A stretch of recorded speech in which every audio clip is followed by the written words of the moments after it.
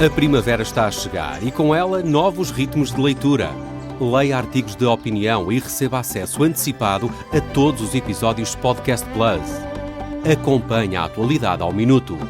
Assine hoje o Observador com até 58% de desconto e habilite-se a ganhar uma tote bag e um voucher da Livraria Almedina. Tudo em observador.pt.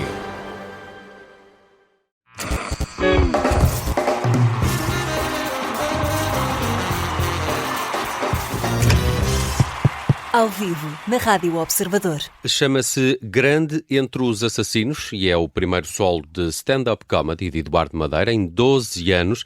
Arranca já este sábado com uma primeira data no Cartaz. Vai passar também este espetáculo por cidades como Covilhã, Braga, Porto, Coimbra, Lisboa, Leiria e muitas outras. Confiram as datas deste novo solo de comédia do Eduardo Madeira, que é convidado esta semana aqui do Ao Vivo da Rádio Observador. Olá, Eduardo, bem-vindo. Olá, obrigado. Este é um estúdio que de resto já conheces, mais ou menos, diria. Conheço. Já vamos falar um bocadinho sobre isso, mas queria centrar-me para já neste espetáculo. Porquê tanto tempo para um regresso ao stand-up? Bom, na realidade eu nunca tive parado, mas porque acabei por fazer as atuações que eu fiz durante estes anos foram um bocadinho best-of, mas não eram espetáculos de raiz, vá. E portanto fui adiando este regresso e de repente passaram os 12 anos e pensei que não ia adiar mais. Também é certo que tive muitas solicitações pelo meio, desde a televisão, cinema, até teatro, e acabei por deixar esta parte, que foi uma parte muito importante do meu percurso, que foi o stand-up comedy, um bocadinho, num papel um bocadinho secundário, digamos assim. Entretanto, há uma coisa de 2-3 anos, pensei um bocadinho mais a sério em fazer isto, só que não estava a encontrar o foco, porque normalmente um espetáculo destes exige que a gente tenha um trabalho de haver um espírito, uma espécie de fio condutor, não é? Para não ser só um conjunto de one-liners. Há quem o faça, sim. Mas eu gosto de ter sempre um fio condutor e eu não estava assim a ter nada que me surgisse de uma forma consistente. E depois foram amigos e colegas que me começaram a alertar que eu tinha a coisa em mãos e não estava a ver, porque eles diziam... A coisa em mãos é a verdade? É verdade. Não é a verdade literal, mas a coisa em mãos é o conteúdo, vá. Ok. Porque na apresentação do espetáculo promete ser um murro no estômago para muita gente. Sim. E são alguns testemunhos de histórias verídicas que acontecem neste espetáculo. São mesmo? Pois, são mesmo verídicas. É que algumas parecem do Arco da Velha. Pois. Na realidade, foi isso que precisamente que me disseram. O teu melhor material podem ser as tuas histórias, aquilo que te acontece ou aquilo que já te aconteceu. Na realidade, eu a partir daí comecei a escrever e saiu-me torrencialmente. E tenho, é assim, na verdade isto poderá também dar um livro, até porque há muitas histórias que vão acabar por ficar de fora e tenho muitos amigos que me perguntam, vais contar aquela vez que... E eu disse, não, por acaso essa não ficou de fora. E eles, que pena. E de onde é que vem este nome, Grande Entre os Assassinos? Vem precisamente de uma das histórias. É uma das histórias. É uma das histórias. E acaba por... Já mergulhaste no mundo dos homicídios? Explica-me um bocadinho isso. Digamos que só vendo, não quero ser spoiler do meu próprio espetáculo. Ok. Exato. Mas o que é certo é que se calhar nós em termos públicos temos uma persona e a minha é uma que não é exatamente aquilo que eu sou, nem é exatamente aquilo que eu vivi. É uma coisa que eu tento passar para as pessoas. E o que eu vou explicar e o que eu vou mostrar é quem eu realmente sou. E pode não ser uma coisa agradável, pode não ser uma boa viagem. Mas a fazê-lo achei que devia fazê-lo agora. E também porque não penso lançar uma biografia nem uma autobiografia, pelo menos estou depressa. Então há uma radiografia, digamos assim. Ok. Tinha esta curiosidade, que é perceber até pelas opiniões que foste recolhendo dos teus colegas que te impeliram um pouco a este espetáculo. A verdade tem maior potencial cómico? Eu creio que a verdade é sempre a base da comédia, porque repara que os comediantes têm que, e estou aqui na Rádio Observador, os comediantes têm precisamente que ter um espírito observador e uma capacidade de observar a realidade e aquilo que se passa no dia-a-dia para depois transformar isso em comédia. Portanto, nada melhor do que partir sempre da verdade para a comédia, para fazer comédia, principalmente esta comédia da stand-up comedy, que é da observação pura. E portanto o comediante é sem dúvida um grande observador, porque é a nossa lupa, é a nossa lente, que transforma coisas que às vezes para os outros mais distraídos não têm potencial nenhum cómico em grandes momentos de comédia ou em momentos de comédia que valem a pena ser vistos. Não temes a reação mais negativa por algum público? E isto para te perguntar se achas que o público está mais, diria, sensível, sente-se mais facilmente ofendido às vezes com uma piada caso não goste dela? Sim, isso sem dúvida. Eu acho que se perdeu não sei aonde, e é uma questão que vou falando com muitos comediantes e outras pessoas. A certa altura perdeu-se aqui um bocadinho a ironia. Eu acho que começou por aí, e é talvez a perda mais forte, mas também com isso foi muito do sentido do humor das pessoas, e as pessoas hoje em dia parece que estão realmente mais sensíveis, estão acantonadas numa série de certezas, sendo que as pessoas deviam, a certeza é que não deveríamos ter certezas, assim pelo menos estão absolutas, e as pessoas estão acantonadas nessas certezas, e tudo que beliscar a sua ordem natural e o seu mundo, ficam logo muito ofendidos. E há dias eu li uma coisa muito gira que dizia: não se pode hoje em dia fazer uma piada a ciclistas, a benfiquistas, a portistas, a católicos, não se pode fazer piada a certos grupos porque ficam muito ofendidos de repente, sendo que toda a gente é passível de uma boa piada. Inclusivamente eu, como comediante, quando me fazem uma boa piada, o mais que eu posso fazer é tipo: malandro, apanhaste-me. Mas tenho que reconhecer que se a piada for boa, que é uma boa piada. Devo confessar-te a nível pessoal que aprecio muito o Filipe Homem Fonseca, com quem trabalhaste e trabalhas, e tens uma relação até musical com o Cebola Mol. Trabalhámos muito juntos. Como é que este espetáculo não contempla esse tipo de momentos mais musicais, dos quais eu tenho saudades? Não vai ter momentos musicais. Okay. Eu tenho feito muito ao vivo.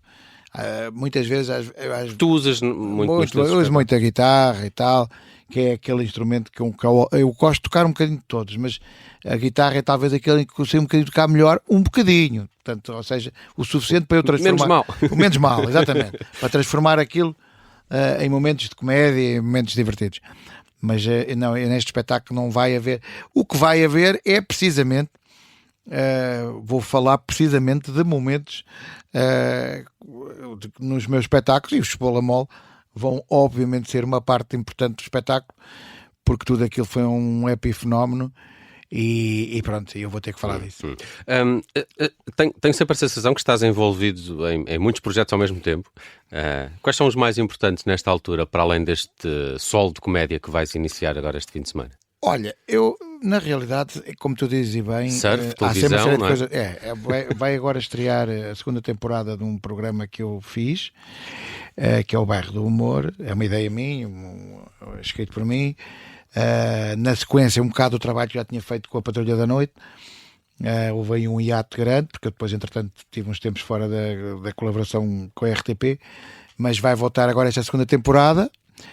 vai estrear dentro de dias. Eu não te posso dizer o dia certo, porque a RTP demora sempre a libertar estas informações, mas vai estrear dentro de dias, se tudo correr bem, a segunda temporada. E depois estou a fazer ainda uma peça de teatro, que já estava a fazer há uns tempos, que é o Pisamento, que está no auditório do Tagus Park, com a Liliana Santos e a Núria Madruga. Uma peça muito divertida, uma autora norte-americana, foi um sucesso lá em Off-Broadway, e cá também está a correr muito bem. Mas pronto, quer dizer, eu acho que talvez a minha grande aposta neste momento, até porque é uma coisa que ainda não estreou, a minha grande aposta é precisamente este Grande Entre os Assassinos, porque lá está, é um espetáculo que é divisor, digamos assim, no sentido que há uma história para trás, e agora haverá outra história daqui para a frente, porque a partir daqui há muita gente que vai olhar para mim e vai dizer ela, para o bem e para o mal, vai dizer um ela.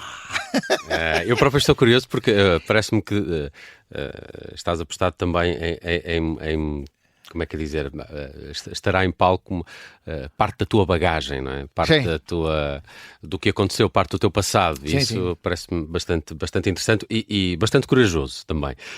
Por falar no teu programa de televisão, os teus bonecos, as tuas caricaturas são sempre incríveis. Agora, muito recentemente, o Donald Trump é uma delas, mas a caricatura é uma coisa que te dá muito trabalho. Para além da parte da maquiagem e da caracterização em si, essa coisa de incorporar um personagem e caricaturá-lo é um exercício difícil? Olha, isso foi mais uma coisa que me aconteceu por acaso. Muitas das coisas da minha vida me aconteceram por acaso. Foi nos contemporâneos que eu descobri essa veia da caricatura que não tinha para trás, a não ser circunstancialmente na brincadeira. E é nos contemporâneos que o Nuno Lopes era fazia a direção de atores, e é o Nuno Lopes, creio eu, que começa a dizer que quem fazia bem isto era o Eduardo Madeira. E eu lembro-me que as primeiras 3 caricaturas que eu faço são logo elas muito boas. Uma delas é o António Lobo Antunes, que eu tive especial. Que voltamos a ver há dias, a propósito do Exatamente, a propósito do também. falecimento. Mas também o Jorge Jesus, que me acompanhou muitos anos, cheguei a fazer publicidade a fazer o Jorge Jesus, e o Vasco Polivalente, que como era uma figura menos reconhecida, as pessoas não teve tanto impacto, teve muito impacto para certas pessoas, teve quase nenhum para outras. E é aí que eu começo. E eu acho que tens que ter algum talento, não é? Mas tens que ter muita técnica. Observar, às vezes, são pequenas coisas, pequenos tiques das pessoas que te levam aqui a quem está a olhar, perceba, ei pá, muito bom, é isto mesmo, ele faz mesmo isto. Eu, por acaso... É mais uma vez um trabalho de observador. Mais uma vez é um trabalho de observador. É observar. Às vezes encontrar um tique exponencial. Por exemplo, pedir a uma certa altura para fazer o Nuno Marco. Eu sou amigo do Nuno Marco há muitos anos. Trabalhei muito com ele. Foi talvez o mais fácil de todos. Porque aquela coisa dele do... espetacular. Pronto.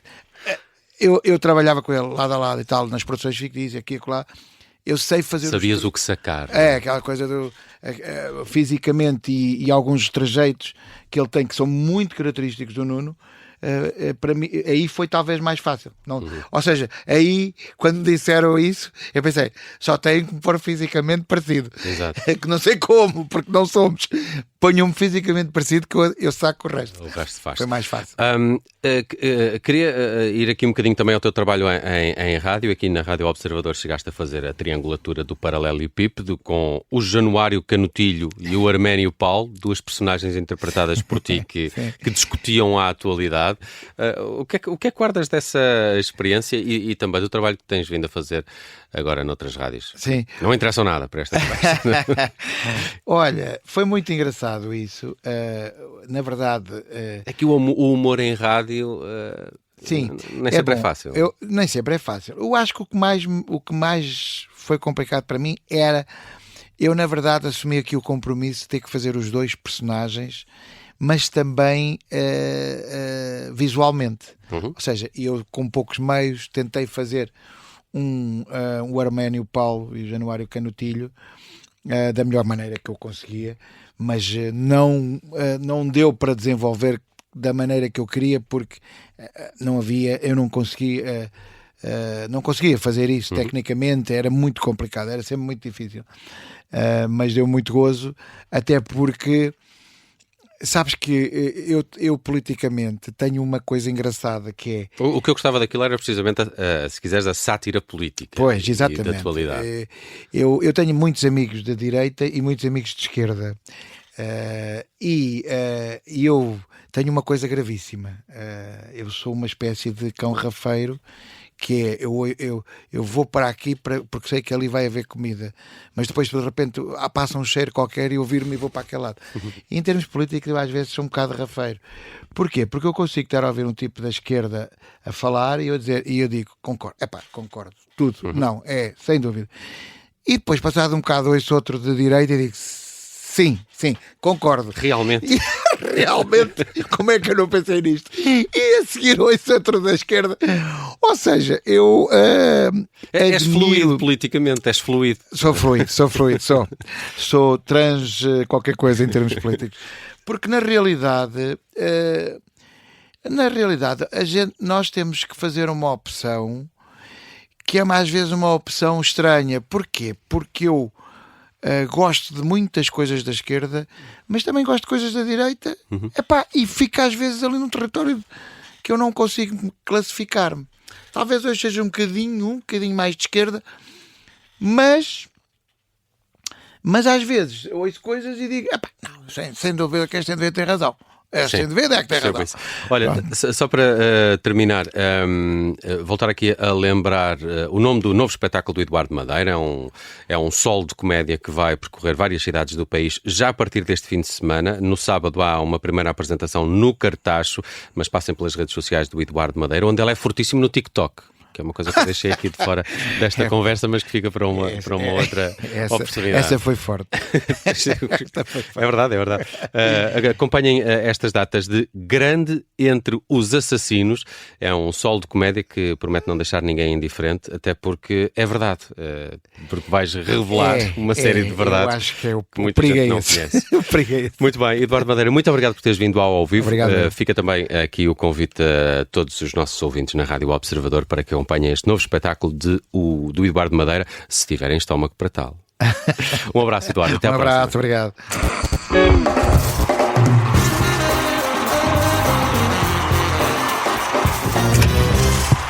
Ao vivo, na Rádio Observador.